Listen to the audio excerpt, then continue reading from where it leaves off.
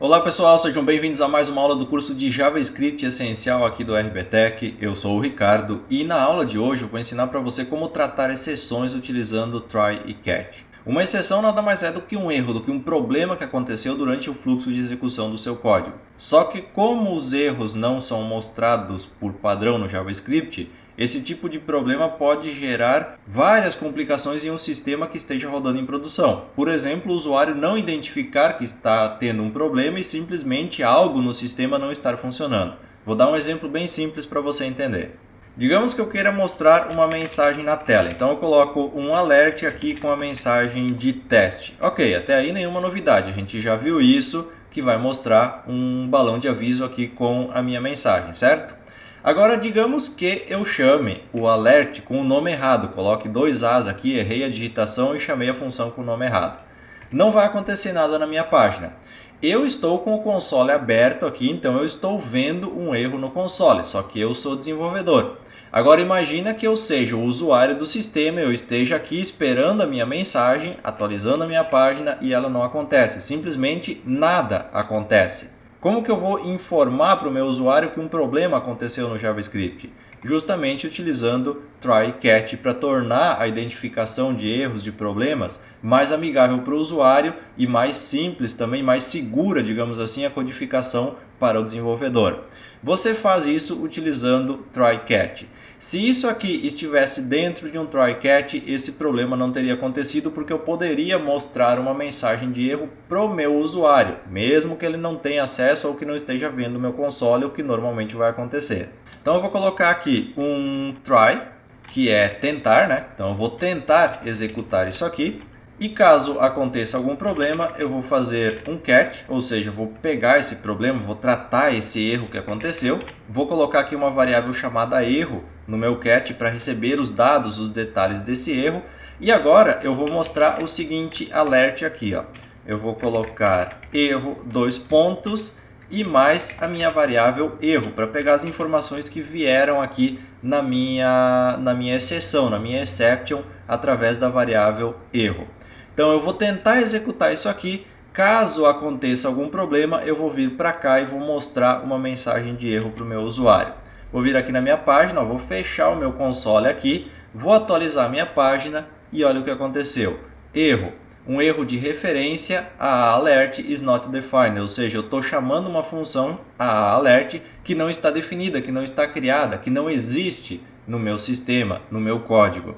E o que antes simplesmente não mostrava nada, agora passou a mostrar um erro. Então, se você programar utilizando try catch, qualquer problema que aconteça com o seu código vai ser facilmente identificado pelo usuário e ele vai conseguir trazer essa informação até você para que uma solução seja implementada. Então, try, tente executar isso aqui. Caso aconteça algum problema, execute isso daqui. Se a minha função estiver correta, ele vai executar aqui o teste corretamente. Ó, teste e não apareceu nenhuma mensagem de erro. Então é uma forma segura de codificar e tratar possíveis exceções no fluxo de execução do seu código.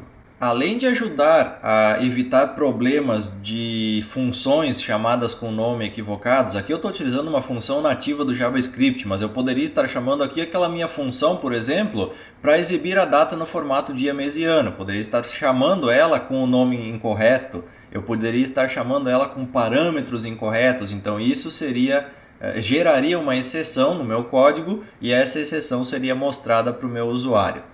Mas pode acontecer casos onde você queira que não somente a sintaxe e o código propriamente dito seja analisado dentro do try.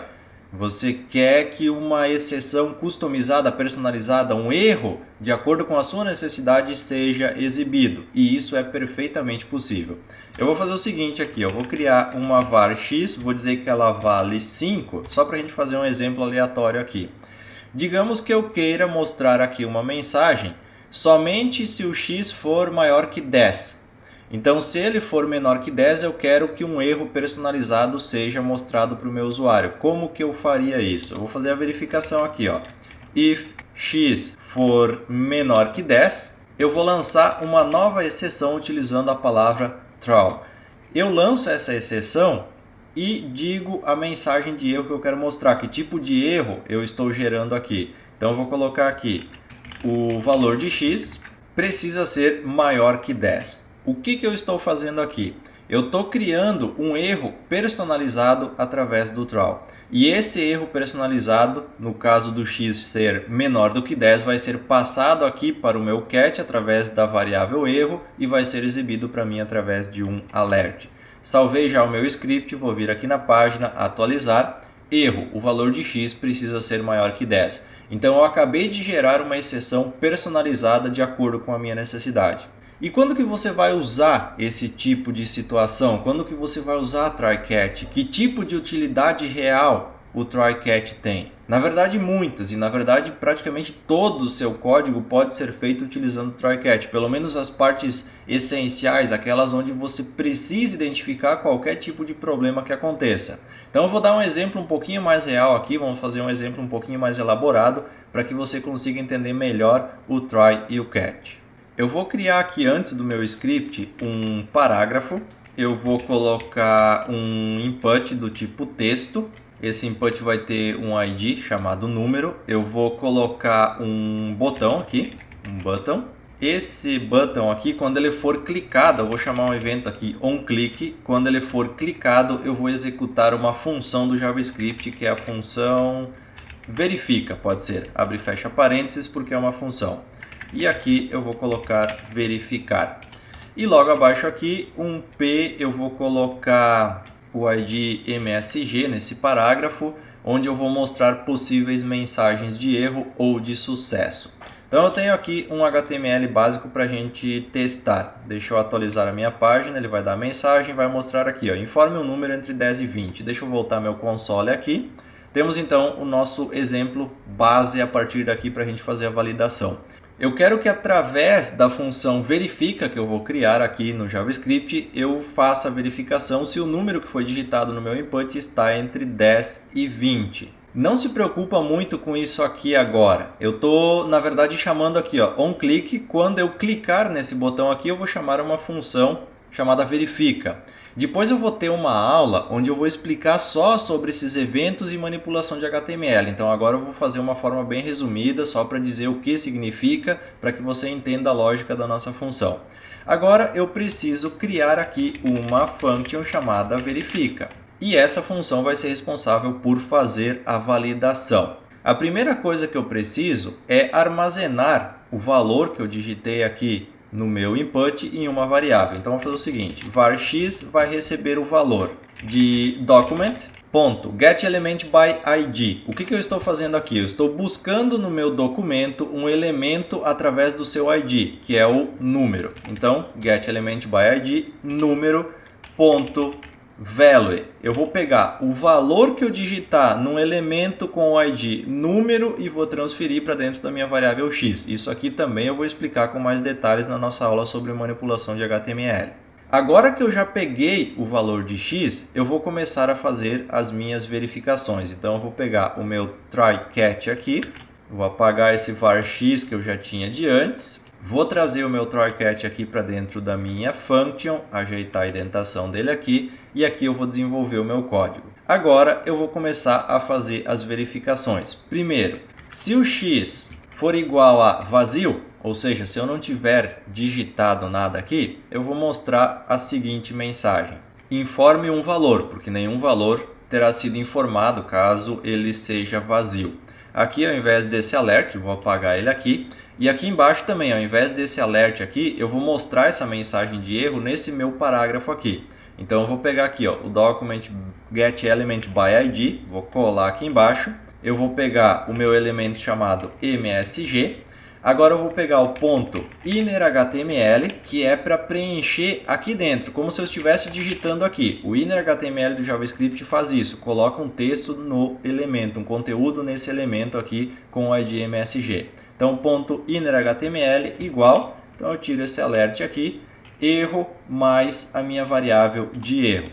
Se acontecer algum problema, eu vou mostrar a minha mensagem de erro nesse elemento aqui, nesse parágrafo aqui da minha página, tá ok? E se tudo correr bem aqui dentro do meu try, eu vou mostrar uma mensagem de sucesso. Então aqui no meu innerHTML do MSG eu vou colocar o valor está correto. Então, caso nenhuma exceção daqui seja lançada, eu vou dizer que o valor está correto. Para a gente começar a testar aqui o nosso código, a gente está verificando só se ele está vazio por enquanto. Então, eu vou vir aqui na minha página, vou atualizar ela e vou clicar no verificar. Erro, informe um valor. Ok.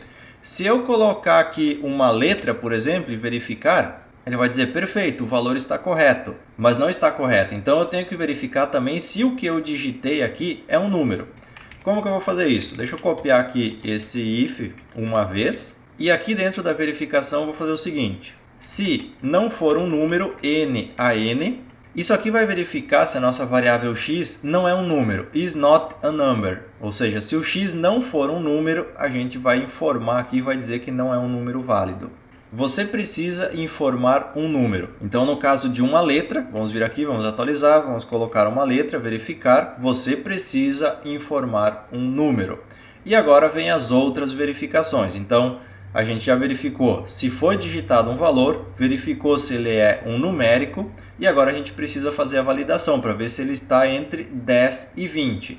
Como a gente fez as duas verificações básicas aqui, eu vou dizer que agora o x obrigatoriamente tem que ser um number, um número. Então eu vou forçar o JavaScript a trabalhar ele como um número e não como um texto. Afinal de contas, eu estou trabalhando no input de formulário que vai me enviar uma string, um texto. Então eu preciso forçar o JavaScript a trabalhar como número. Agora eu vou fazer as seguintes verificações. Deixa eu até copiar aqui esse if aqui de cima do primeiro parágrafo da primeira linha. Vou colocar aqui, se o x for menor que 10, então eu tenho que informar o usuário que ele digitou um número muito baixo. O número é menor que 10. Deixa eu copiar essa linha aqui, colar ela logo abaixo. Se o número for maior que 20, então eu vou dizer que o número é maior que 20. E assim eu tenho todas as minhas verificações. Caso passe por todas elas aqui, eu vou mostrar a mensagem de sucesso. Vamos lá então, atualizar a nossa página. Vamos colocar aqui somente um espaço, verificar. O número é menor que 10, então não tenho nada aqui digitado, coloquei só um espaço vazio. Vamos colocar aqui o número 5, menor que 10. O número 25, maior que 20. Colocar aqui 11, perfeito, o valor está correto. Então todas as nossas validações passaram. Só que eu poderia fazer essas duas verificações aqui em uma linha só. Então, if x for menor que 10 ou x for maior que 20, eu coloco uma única mensagem aqui e removo essa linha de baixo aqui. Então, eu vou colocar uma mensagem só. Se ele for menor que 10 ou maior que 20, eu vou dizer que é para informar um número entre 10 e 20. Salvei já, vim na minha tela, atualizar. Colocar aqui um 5, informa o número entre 10 e 20. Colocar um 25, mesma coisa. Colocar aqui um 11, ok, o número está correto. Então essa é a forma que você tem de trabalhar com try catch dentro do JavaScript, lançando inclusive novas exceções conforme a sua necessidade.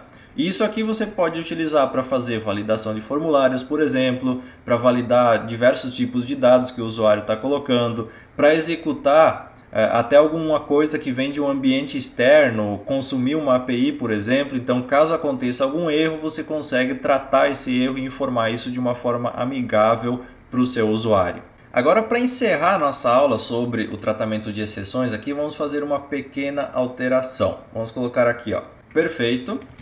Você digitou e daí a gente vai colocar a variável x aqui sendo adicionada junto, mais a minha variável x. Perfeito, você digitou o número e daí vai vir o valor da nossa variável x aqui. Existem casos onde você quer, por exemplo, fazer algo depois do try catch. Mesmo que aconteça tudo normal ou mesmo que aconteça um erro, você quer executar algo depois do nosso try catch. Para isso existe o finally. Então você coloca aqui o finally, abre e fecha chaves e você vai ter a execução desse bloco de código aqui indiferente do que aconteceu aqui em cima. Se aconteceu tudo normal, se aconteceu um erro, isso aqui vai ser executado obrigatoriamente. O que eu poderia colocar nesse final aqui? Por exemplo, eu quero zerar o valor do meu campo input depois que eu cliquei no verificar. Então eu poderia pegar aqui o meu value do campo input. Vou até copiar isso aqui, ó, document get element by id. Vou colar aqui dentro do finally e o nosso ponto value agora vai ser igual a abre e fecha aspas para ter um valor vazio. Então depois que tudo isso for executado, eu vou zerar o valor do meu campo input. Então eu digitei alguma coisa lá, eu vou limpar o que tiver sido digitado lá dentro. Vamos testar o nosso código, atualizar aqui. Vamos colocar uma letra F, verificar. Erro, você precisa informar um número e já sumiu de lá de dentro. Vamos colocar aqui o número 20, verificar. Perfeito, você digitou o número 20 e já limpou o nosso campo. Então o finally executa indiferente do que aconteceu anteriormente. Ele vai executar isso aqui obrigatoriamente, mesmo que tenha acontecido um erro ou mesmo que tudo tenha transcorrido normalmente.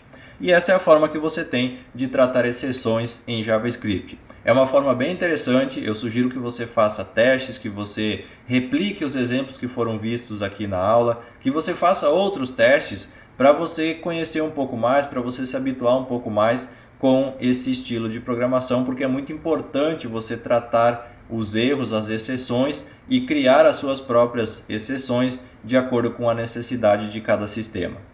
Bom pessoal, espero que tenham gostado da aula e acima de tudo espero que tenham aprendido. Caso você tenha alguma dúvida ou até mesmo uma crítica ou sugestão, deixa um comentário aqui logo abaixo pra gente. E se essas aulas estão ajudando você, se você acha que elas são úteis para quem está aprendendo JavaScript, ajuda a divulgar esse trabalho, compartilha esse vídeo nas redes sociais com seus amigos, que isso é muito importante para nós. No mais, o meu muito obrigado e eu te vejo na nossa próxima aula.